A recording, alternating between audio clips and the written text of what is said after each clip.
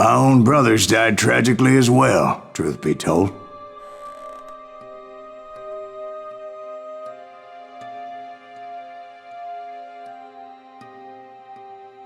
It was 1868, and me and my older brothers were pulling a tidy profit running cattle into Juarez, Mexico.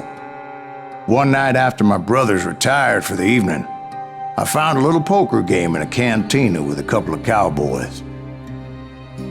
And I just couldn't lose. I even won an old Spanish coin that had to be 100 years old. Well, I was mighty pleased with myself the next morning as my brothers and I rode for Texas.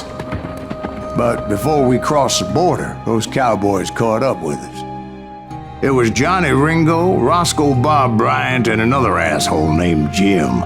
They wanted their money back and everything else we had, including our lives, as those boys didn't want us coming for them later. Bob put that old Spanish coin in my mouth and said, "I won't have it said that I left you with nothing, boy." Well, those horses bolted, and there we hung as those bastards rode away. The branch finally snapped under the weight of the three of us, but being my older brothers were bigger and heavier, they were already dead. And right then I swore to myself that I would avenge them. Ringo you know about. But Bob eluded me, until I heard he was riding with the Wild Bunch.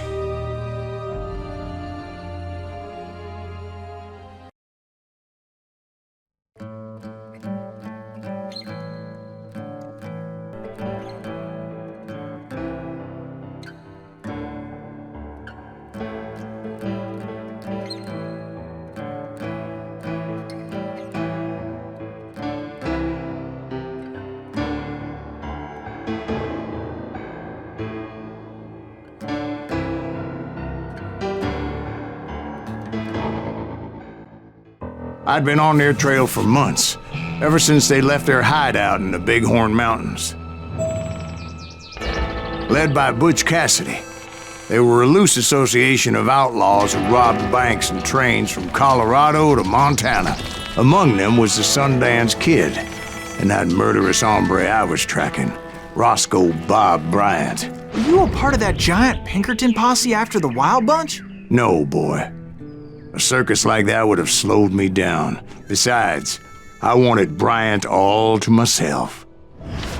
I'd heard about a large shipment of gold being transported to Wilcox, Wyoming on the Overland Flyer. I figured the Wild Bunch would likely hit such a treasure, and by God, I figured right.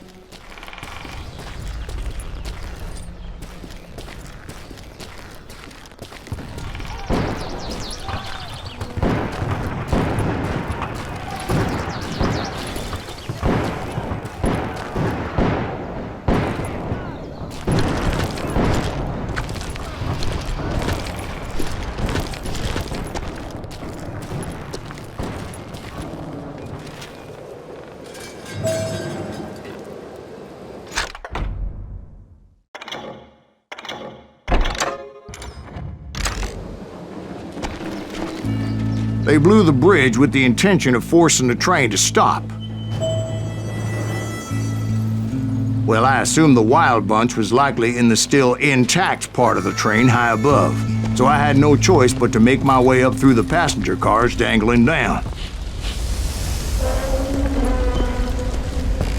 I was determined to make that sumbitch Bob pay for what he did to my brothers.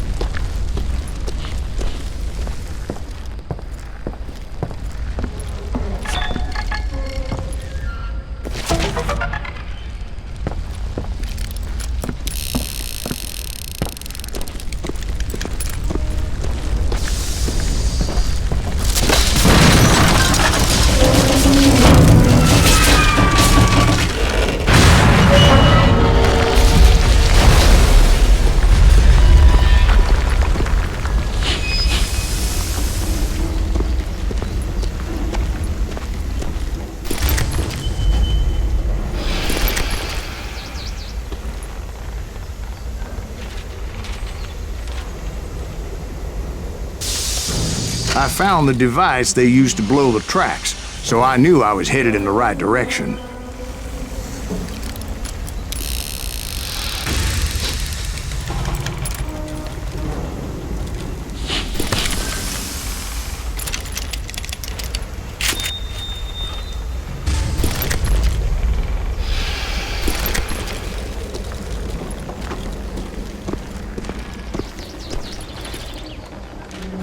My ears are still ringing from blowing up that ridge.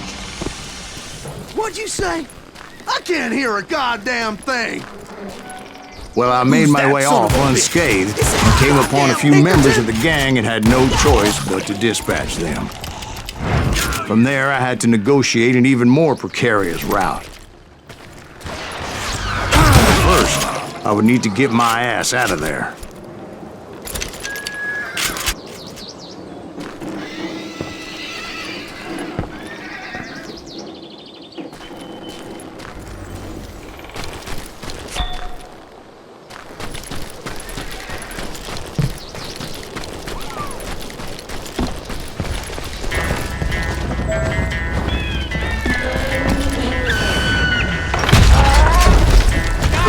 Jumped from the frying pan into the fire as the train was clearly fixing to fall.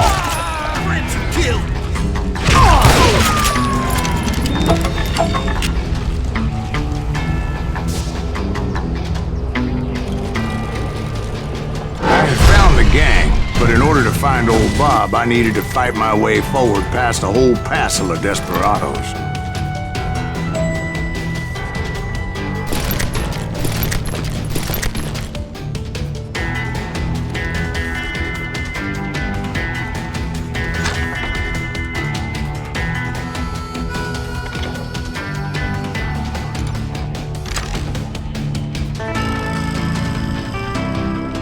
Outside, inside, any way I could, I made my way towards my prey.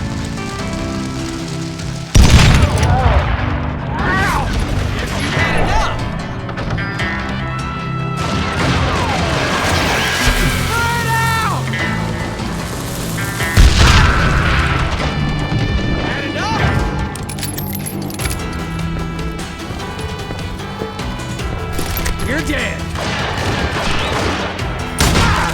Well, what about the passengers? It was mostly a freight train, as I recall. There were no passengers aboard that day.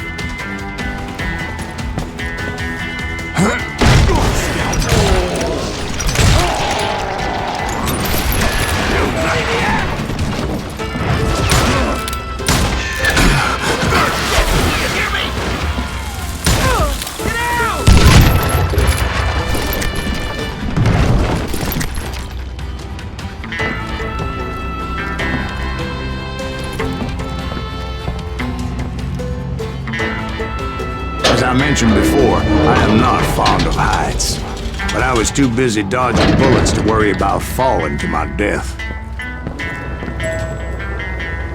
Odds were I was likely to die that day anyway, so I was determined to take down as many of those bastards as I could.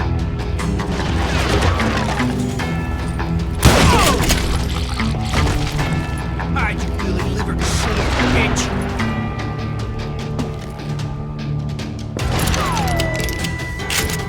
You just met your match.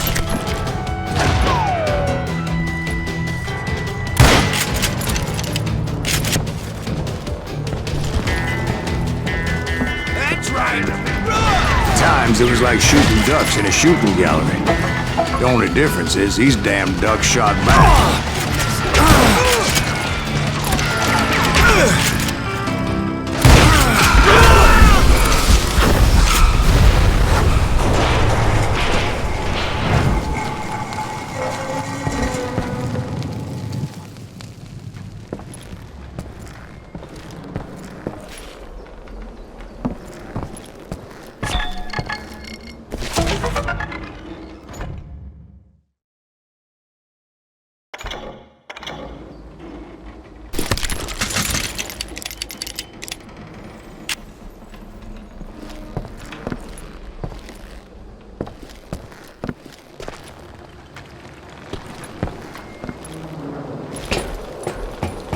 I kept hoping the law would show up and give me a You hand. mean like that giant Pinkerton posse that I read about?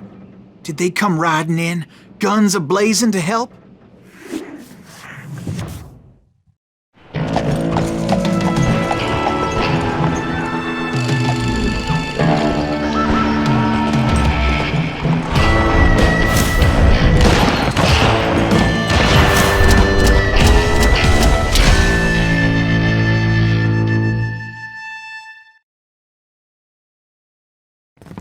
Help? From the Pinkertons? No, son. I had to fight the wild bunch all by my lonesome, as usual. Who the hell is that?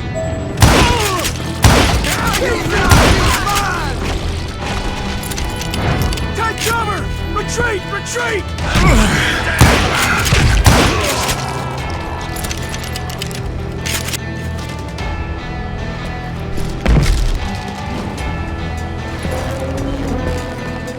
He's killing everybody!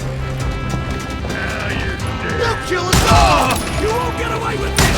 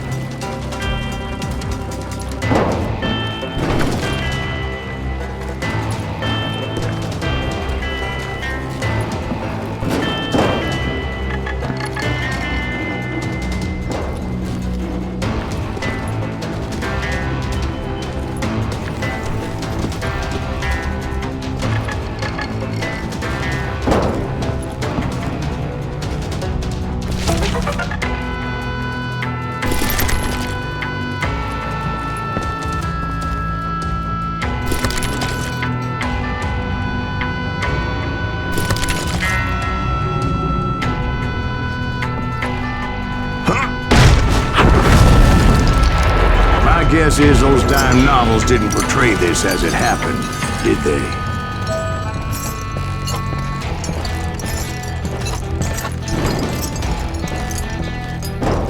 Only a few stragglers were left, and I had to cut them down pronto if I was going to stay on old Bob's trail.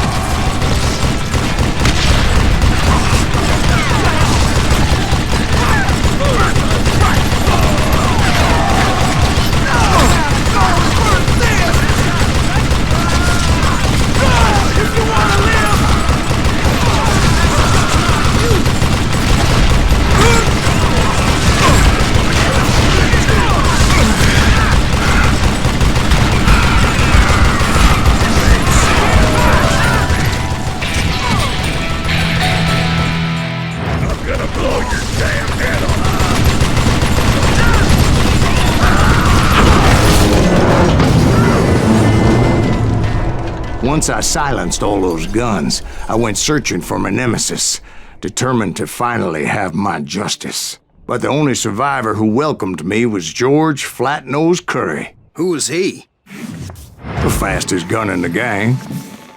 Right after Sundance, I mean. And Kid Curry, and maybe Elsie Lay. Though some folks might dispute that.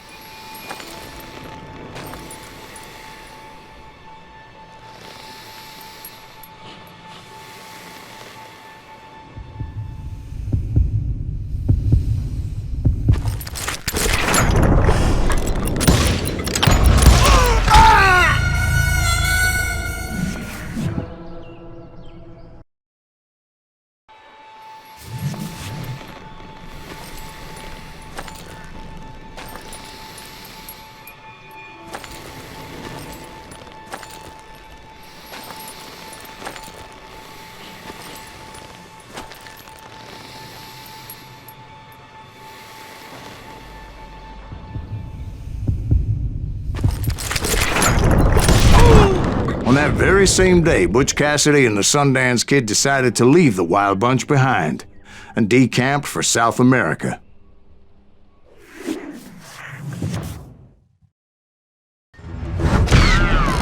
They ended up living down there for many years, but I'm sure you already know all about that.